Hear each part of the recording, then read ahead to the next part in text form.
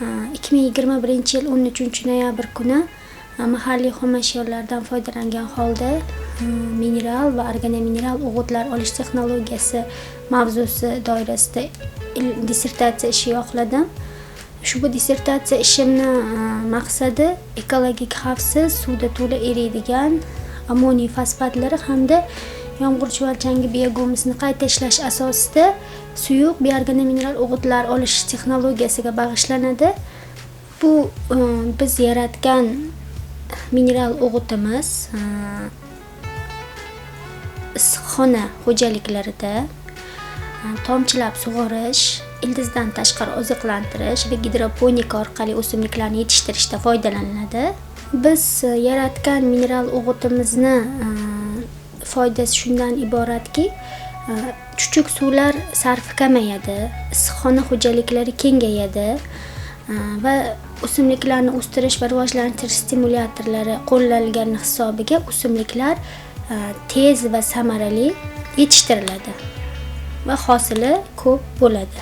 Biz ushbu tadqiqot ishimizni natijalariga keladigan bo'lsak, ishlab chiqarishga tatbiq etganmiz, ya'ni 3 sohibkor agroeksport MChJda hozirgi kungacha 1.3 milliard so'mlik 800 tonnadan ziyod ushbu mahsulot ishlab chiqarildi.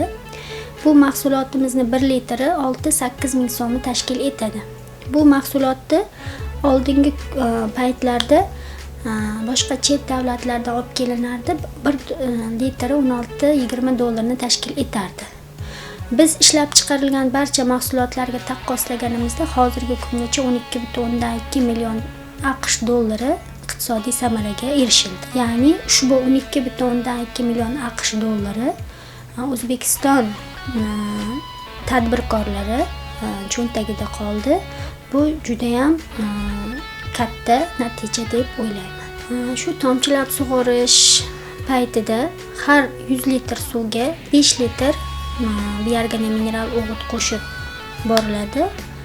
Shu me'yor deb olingan. O'zim ham ushbu institutda, ya'ni Namangan muhandislik qurilish institutiga 2006-yilda kimyoviy texnologiya yo'nalishiga qabul qilindim va 2010-yilda imtiyozli tamomladim ushbu oliygohni. Ya'ni ilmiy izlanishga qiziqishim sababli Toshkent kimyo texnologiya institutida magistratura bosqichida ham o'qib va ushbu dargohga yana qaytib keldim.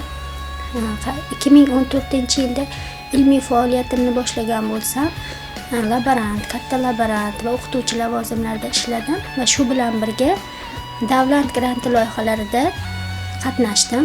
Ushbu davlat granti loyihalarida asosiy ilmiy ishimni asosi yaratildi va 2019-yilda tayanch doktoranturada ilmiy ishimni yana davom ettirdim va hozirgi aytib o'tgan ilmiy natijalarimga shu 3 yil davomida qattiq izlanib, chuqur o'rganib erishdim.